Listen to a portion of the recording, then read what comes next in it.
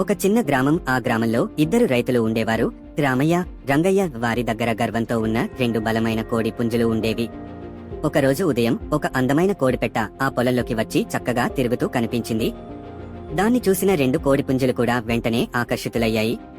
ప్రేమ గెలుచుకోవాలనే గర్వంతో ఇద్దరు ఒకరితో ఒకరు పోటీకి దిగారు. పోరాటం భయంకరంగా జరిగింది. రోమాలు ఎగురుతుండగా ప్రజలు చుట్టూ చేరి చూస్తున్నారు. చివరికి రామయ్య కోడిపుంజు ఓటమితో గాయపడి మౌనంగా ఓ చెట్టు నీడలోకి వెళ్లిపోయింది.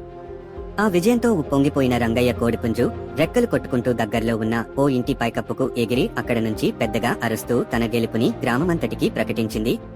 అయితే ఆ గర్వమేమైన అరుపు విన్న ఆకాశంలో సంచరిస్తూ ఉన్న గద్దకి వినిపించింది. ఓ క్షణంలోనే ఆ గద్ద ఆ కోడిపుంజును తన బలమైన పంజాలతో పట్టుకొని ఆకాశంలోకి ఎగిరిపోయింది. ఇంతలో చెట్టు కింద నిశ్శబ్దంగా ఉన్న రామయ్య కోడిపుంజు బయటకు వచ్చి ఆ అందమైన కోడితో కలిసి సంతోషంగా జీవించసాగారు.